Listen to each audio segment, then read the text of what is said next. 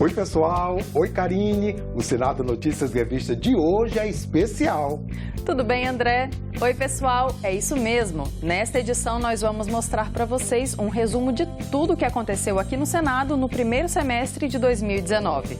E esse é só o primeiro capítulo, viu? Acompanhe com a gente as reportagens que foram destaques aqui no nosso programa em 2019 e fique por dentro do que foi notícia aqui no Senado. Vamos ver no programa de hoje. 2019 começou com o novo presidente da República e a maior renovação já ocorrida no Senado. 46 das 54 vagas em disputa foram ocupadas por novos nomes. Eleição acirrada trouxe Davi Alcolumbre à presidência do Senado, o primeiro amapaense a ocupar o cargo na história brasileira. Economia dá o tom dos debates e votações no Congresso no primeiro semestre.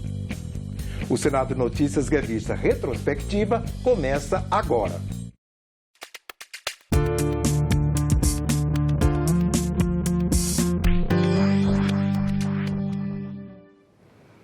O ano de 2019 na política brasileira começou mais cedo. A cada 4 anos, os eleitores escolhem nas urnas o ocupante do Palácio do Planalto que vai ter a tarefa de conduzir o país. Desta vez, o eleito foi Jair Bolsonaro, deputado federal por 7 mandatos. Entre 1991 e 2018, Bolsonaro chegou à presidência pelo Partido Social Liberal, o PSL, do qual se desfiliou em novembro de 2019. A cerimônia de posse do 38º presidente do Brasil aconteceu no dia 1º de janeiro.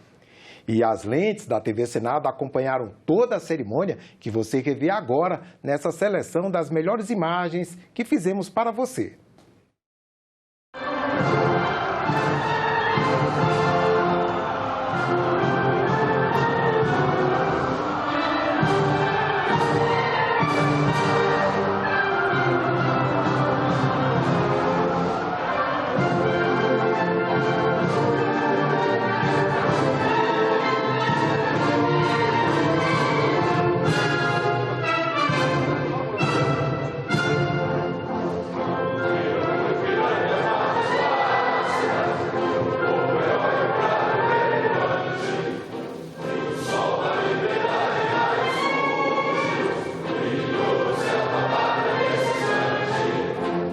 Volto a essa casa, não mais como deputado, mas como presidente da República Federativa do Brasil. Mandato a mim confiado pela vontade soberana do povo brasileiro.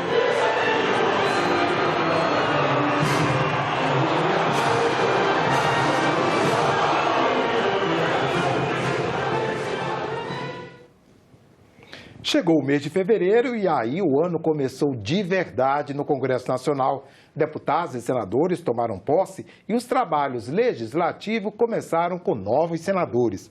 A renovação de 2/3 da casa trouxe 46 políticos que não disputavam a reeleição.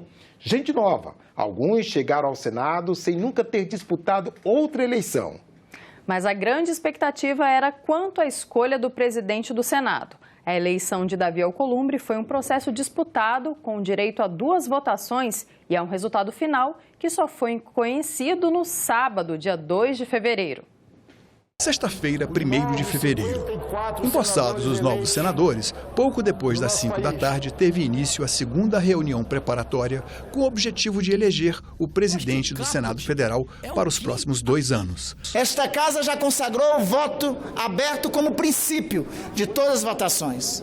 Não seria de bom sentir a eleição neste momento do presidente do Congresso Nacional, do presidente do Senado, o 4º posto na hierarquia da República, ser um ato escondido dos cidadãos e cidadãs brasileiros que votaram por um novo tempo no Congresso Nacional. Não nos cabe aqui julgar a constitucionalidade ou não do que está colocado na Constituição e no nosso regimento.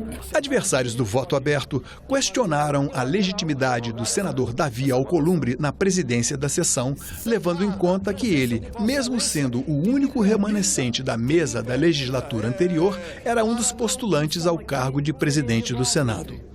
Alcolumbre abriu o painel e o resultado apontou 50 votos sim, 2 não. Ele é Questão de ordem, senhor presidente.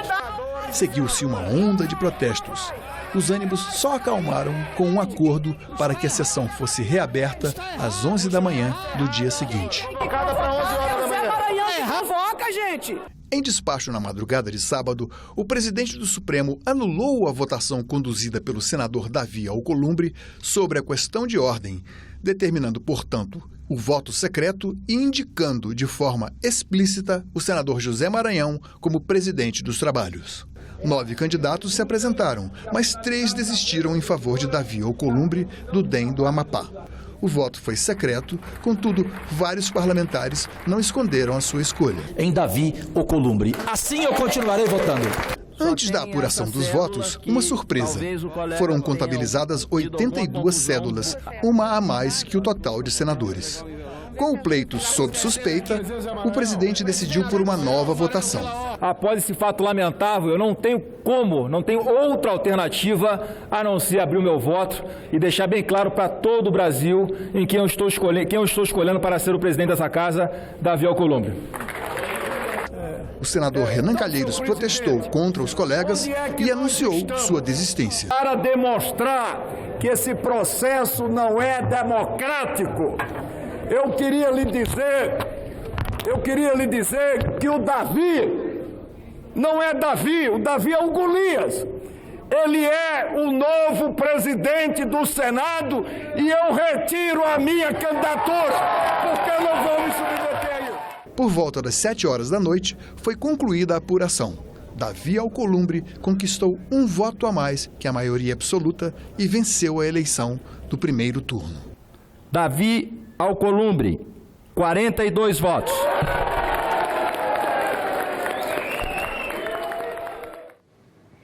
Presidente do Senado eleito, a casa precisava ainda escolher os nomes que iriam compor a mesa diretora. Cargos com poder político e que são tradicionalmente bastante disputados pelos partidos. Mas a disputa verificada na escolha do presidente não se repetiu. O presidente do Senado conseguiu obter um amplo acordo e a eleição da mesa foi feita com chapa única. Como estava praticamente acordado entre os líderes partidários, foi apresentada uma chapa única. Eu gostaria de agradecer aos parlamentares, aos líderes que construíram junto comigo a possibilidade de estarmos hoje aqui efetivando a votação para que tenhamos uma mesa diretora completa do Senado Federal. O líder da Rede Sustentabilidade, que ficou sem representação na mesa, questionou uma das indicações para a composição, a do senador Flávio Bolsonaro. Não me parece de bom senso, na ordem hierárquica, na mesa do Congresso, na mesa do Senado Federal e, por conseguinte, na mesa do Congresso Nacional, nós termos alguém que tem relação consanguínea direta, vertical, com o chefe do Poder Executivo. Aproveito a oportunidade para respeitosamente discordar aí do posicionamento do senador Randolph. Peço a Vossa Excelência o indeferimento do requerimento. O presidente rejeitou a questão de ordem. Sinto-me na obrigação de indeferir o requerimento para votação em separado, formalizado por Vossa Excelência. Com 1h30 de reunião, o resultado. O PSDB e o Podemos ficaram com as vice-presidências e o PSD com a primeira secretaria. Uma novidade na composição da mesa foi a escolha de um partido por cargo. No biênio anterior, por exemplo, o MDB ocupava 3 cadeiras e o PSDB 2. O que me consta, a maior quantidade de partidos já presentes numa mesa diretora, então Vossa Excelência marca, a partir da sua inovação como jovem presidindo esta casa, também marca com a composição desta mesa. O ano político mal tinha começado no Congresso e o governo já encaminhava a deputados e senadores uma grande reforma para a votação.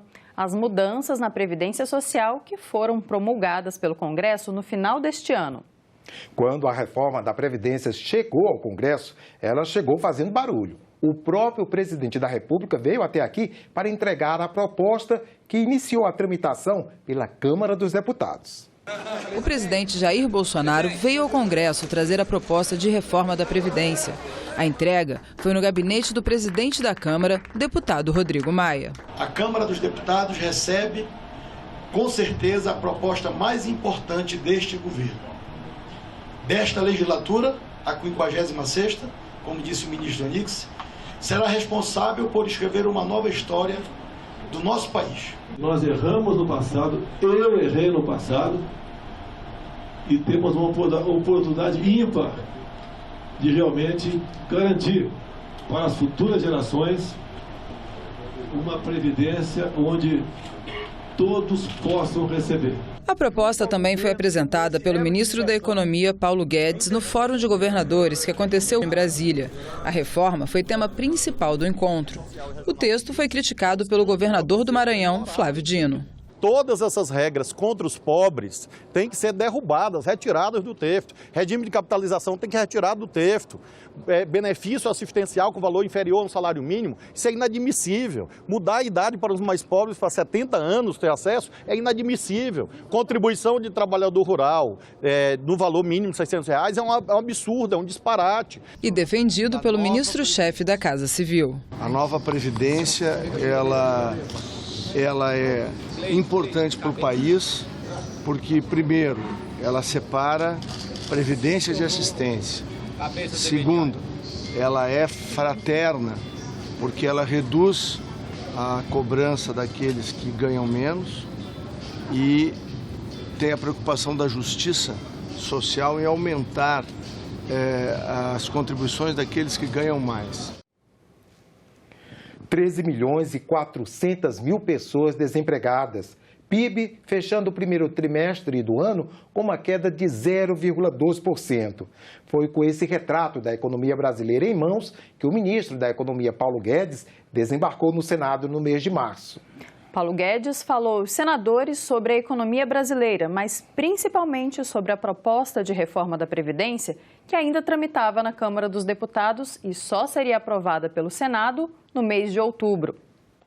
O problema da Previdência é de sobrevivência esse ano ainda, e o problema do Pacto Federativo é como redesenhar o futuro do Brasil. Os senadores aproveitaram para fazer perguntas ao ministro sobre pontos da reforma da Previdência e outras questões econômicas. Essa impressão que às vezes passa de que existe uma oposição, a oposição que quer isso, a oposição quer aquilo, eu acho que é um pouco equivocada. Me penitencio, isso nosso time está falhando, acho que tem havido uma falha dramática. Eu acho que um governo que está tentando acertar. E aí, de repente, quando ele parte para as ações no Congresso, o principal opositor dele é ele mesmo? A questão da aposentadoria rural, a questão da redução da idade mínima da mulher do campo e a questão do BPC não chega a 8% desse percentual. Ou seja, é um valor muito pequeno, num montante muito grande, onde o impacto na vida dessas pessoas vai ser uma coisa terrível. A senadora falou muito bem, tem coisas aí que se tirarem, financeiramente não vai fazer, mas vai permitir que a fraude continue solta, entendeu? E só um presidente americano poderia caber essa ideia estapafúrdia de tirar o Brasil da OMC para poder entrar na OCDE, com arrogância que é mais ou menos inerente aos governos americanos. Nós queremos entrar na OECD. Aí ele virou e falou assim, só se vocês saírem da OMC, porque afinal de contas vocês não podem ser rico e pobre ao mesmo tempo. Então o assunto OCDE e OMC, como disse o senador Serra, isso leva algum tempo, um ano e meio para você ir naquela direção. Se a reforma não for aprovada, o mundo acaba, ou o mundo não acaba porque tem outra saída fora a reforma. Então você está com déficit 130, não fez a reforma, o ano que vem foi para 140, foi para 130 mais quase 170, 180 bilhões. No ano seguinte 230, quer dizer, o Brasil vai explodir. Em 25 de janeiro, na cidade de Brumadinho, interior de Minas Gerais, uma tragédia provocou 250 mortes. O rompimento da barragem do Córrego do Feijão da empresa Vale se transformou no maior desastre da história da mineração. Durante meses, bombeiros se revezaram na busca aos corpos das vítimas. Um trabalho que mobilizou dezenas de bombeiros e voluntários. No mês de março, o Senado fez uma homenagem a esses heróis. O rompimento da barragem de resíduos tóxicos deixou 210 mortos e 96 pessoas desaparecidas. Os rastros de destruição ficaram por todos os lados. Bombeiros trabalharam incansavelmente no resgate das centenas de pessoas atingidas. Além da Corporação de Minas Gerais, outros estados também enviaram profissionais para auxiliar nas buscas. Foram dias e noites em meio ao lamaçal em busca de esperança. Como reconhecimento, os bombeiros que atuaram no resgate foram homenageados em uma sessão especial no Senado Federal. Vidas alheias e riqueza a salvar. Esse verso, extraído da belíssima canção do Soldado do Fogo, constitui um lema dos bombeiros brasileiros. Apesar da tristeza que tomou conta das pessoas, de todo mundo, a chama da salvação se acendeu com a atuação dos senhores, que dia e noite trabalharam para salvar as vidas e também para resgatar os que sucumbiram à lama. E para dar explicações sobre a tragédia, a CPI de Brumadinho convocou o ex-presidente da Vale, Fábio Schwartzman. Questionado pelos senadores, ele admitiu falhas na análise de riscos, mas assumiu que não foi informado pela área técnica do problema. A falta de respostas concretas fez com que o ex-presidente fosse criticado pelos parlamentares. Fábio concluiu dizendo que determinou a celeridade no pagamento das indenizações às vítimas e que as investigações vão definir a responsabilidade sobre a tragédia. No mês de abril, o Senado aprovou uma proposta de emenda à Constituição que aumenta, ao longo dos próximos anos, a parte obrigatória das emendas de bancada apresentadas por deputados e senadores ao orçamento da União. O orçamento impositivo agora é uma realidade. E em 2020, o novo gasto obrigatório será de 9 bilhões e 500 milhões de reais, só com as emendas coletivas elaboradas por deputados e senadores. O texto estabelece que as emendas de bancada, feitas em conjunto por parlamentares para custear obras em seus estados, serão de execução obrigatória, como já são as emendas individuais. Pela proposta, em 2020, 0,8% da receita corrente líquida deste ano deverá ser usada para pagar essas emendas de bancada. A partir de 2021, seria aplicado 1%. O texto original previa 1% da receita corrente líquida já no primeiro ano de vigência da lei. O governo não foi atendido como queria, queria um escalonamento ainda maior em 4 anos, mas foi fruto do acordo e do entendimento mantido entre a Câmara e o Senado. Aquele tão famosa dependência da Câmara, do Senado Federal, em relação ao Executivo, da obrigatoriedade de ser amigo do ministro, amigo do rei, para ter acesso a determinadas emendas, se tornando um dos pilares do fisiologismo no Brasil, passa a não ser a relação de predominante entre executivo e legislativo. Então, nós estamos aí uma mudança cultural na política brasileira, muito mais do que econômica até, com esse projeto. Isto sim, senhora presidente, é uma manifestação clara de uma nova política na relação federativa, na relação do Pacto Federativo. O senador Esperidião Amin também incluiu no texto a obrigação de que as emendas de bancada sejam repetidas até que as obras estejam concluídas.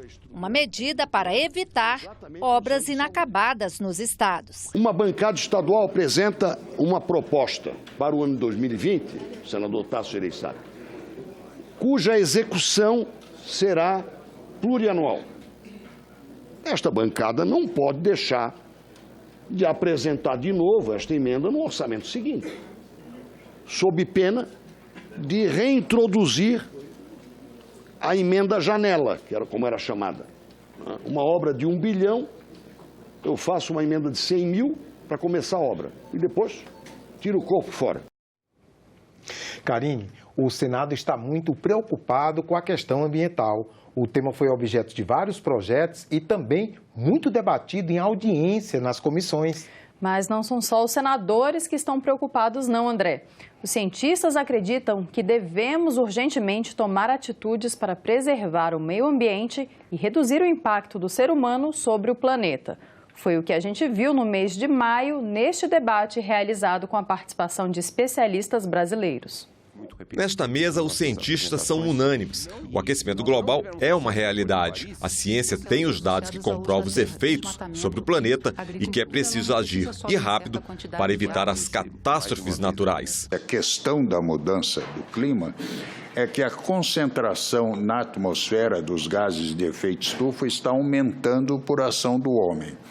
E que provoca o aquecimento global, o aumento da temperatura média da superfície, do nível médio do mar e afeta todos os fenômenos meteorológicos. Esse aquecimento já chegou até 700 metros, o encolhimento dos mantos de gelo muito rapidamente na Groenlândia e na Antártica Ocidental, recuo das geleiras, cobertura de neve no hemisfério norte diminuindo, o nível do mar já subiu quase 25 centímetros. E se os estudos indicam que o degelo polar poderia levar ao desaparecimento de até 40% da vida marinha, os efeitos sobre o solo não são menos assustadores. Nós já estamos vendo, inclusive no norte da Bahia, nesses últimos anos, em função dessa mega seca 2012 e 2018, nós estamos vendo os primeiros sinais de um clima árido, não é mais semiárido. E as previsões são de secas maiores no Nordeste e chuvas intensas no Sudeste. E para um país costeiro como o Brasil, as consequências da elevação do nível do mar são preocupantes. Em Recife, por exemplo, já observamos várias estradas costeiras que estão sofrendo forte processo de erosão e a gente pode imaginar áreas costeiras como Rio de Janeiro, como Salvador, que são bastante vulneráveis ao aumento médio do nível do mar e o Brasil vai ter que ter uma política em relação a esse tipo de adaptação. A gente precisa olhar esse cenário do risco, oportunidade e o privilégio que o Brasil tem de ser um país mega diverso, de poder utilizar esse gigantesco capital natural como oportunidade de desenvolvimento e não como a gente tem repetidamente ouvido nos últimos tempos como um empecilho ao desenvolvimento, é na verdade um potencial que esse capital natural tende a alavancar o desenvolvimento social e econômico do Brasil. O plenário do Senado aprovou em junho o projeto de lei de iniciativa popular conhecido como 10 medidas contra a corrupção. O projeto foi elaborado pela Associação Nacional dos Procuradores da República e apresentado em 2016 com mais de 1.700.000 assinaturas de cidadãos. O projeto foi encaminhado ao Congresso pelo Ministério Público em 2015, no auge da Operação Lava Jato, com quase 2 milhões de assinaturas de apoio. Depois, tanto Câmara como Senado modificaram a proposta. O texto, que volta à análise dos deputados, tipifica o crime de Caixa 2 eleitoral, ou seja, a não declaração de dinheiro recebido em campanha, incluindo punição ao doador, transforma crimes de corrupção em crimes hediondos, com penas mais severas, quando o prejuízo à administração pública for igual ou superior a 10 salários mínimos, criminaliza a venda de votos com alteração no Código Eleitoral, determina que a duração razoável de processos sejam de 3 anos na primeira instância e 1 ano em cada instância recursal e torna crime a representação contra agente público por improbidade se o denunciante sabe da inocência do acusado ou pratica a denúncia de forma temerária. Mas o ponto da proposta que mais gerou polêmica foi a inclusão de medidas contra o abuso de autoridade, ao impedir que magistrados e membros do Ministério Público direcionem processos judiciais. Para isso, o texto proíbe que esses profissionais atuem com evidente motivação política, recebam incentivo financeiro ou recompensa pelas suas atuações e exponham sua opinião por qualquer meio de comunicação em relação a processos que não foram concluídos. A autoridade que violar essas regras estaria sujeita a uma pena de detenção de 6 meses a 2 anos mais multa. O presidente da Associação Nacional dos Procuradores da República demonstrou algumas preocupações, especialmente quanto ao trecho da proposta que trata da liberdade de manifestação de juízes, promotores e procuradores. Os membros da magistratura, os membros do Ministério Público não podem ser impedidos de se manifestar, de responder à imprensa, de dizer o que estão fazendo dos casos concretos. Isso dificulta a nossa atuação. Um país que pretende fortalecer as instituições deve compreender que se excessos eventualmente realmente ocorram, existe o Conselho Nacional de Justiça, o Conselho Nacional do Ministério Público para punir isoladamente, mas as instituições não podem ser enfraquecidas. Essa é a proposta de prosseguir no diálogo que já foi feito com o Senado, que seguirá na Câmara. A proposta estava parada no Senado desde 2017. O relator negou que ela tenha sido colocada em votação agora por causa das acusações contra o ministro Sérgio Moro de parcialidade durante investigações da Lava Jato contra o ex-presidente Lula, quando era o juiz responsável pela operação em Curitiba. É natural que com a nova composição do Senado, muitos projetos que aqui estavam e que são importantes precisam ser votados. Havia o compromisso do presidente do Senado, Davi Alcolumbre, é importante que se diga isso numa entrevista dada em televisão, que este projeto seria pautado e apreciado ainda no primeiro semestre desse ano. E ele falou isso e se comprometeu com isso junto a líderes partidários, bem antes da revelação dessas questões envolvendo Lava Jato, vazamento de informações.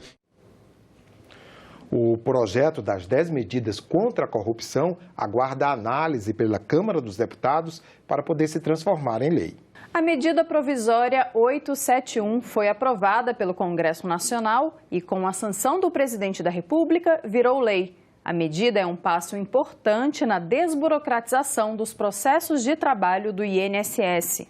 Um dos pontos dessa proposta prevê que o INSS deve passar a limpo quase 3 milhões de benefícios.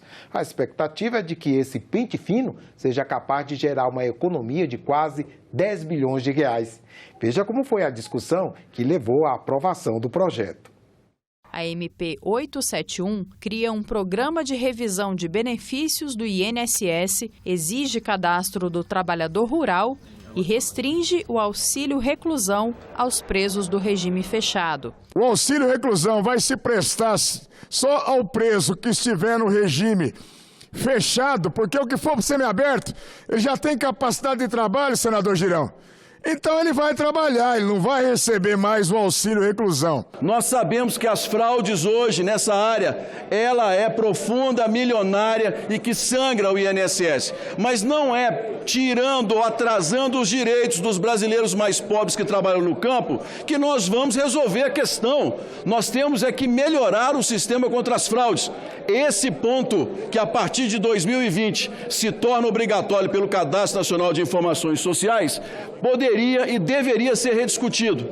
Houve acordo quanto a 2 pontos polêmicos do texto, o que permitiria ao INSS acessar dados da Receita Federal e o que trataria do cadastro à concessão de aposentadorias de trabalhadores rurais. Acordamos aqui hoje com um bloco de oposição o veto ao inciso 1º do artigo 124B. Nós estamos saindo do reconhecimento por parte dos sindicatos para um modelo novo que é a autodeclaração.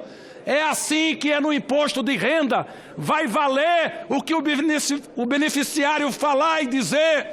O governo vai acessar apenas os dados do cadastro para confirmar as informações. É um avanço que nós teremos em termos de agilidade. Este foi o primeiro capítulo do Senado Notícias Revista Retrospectiva.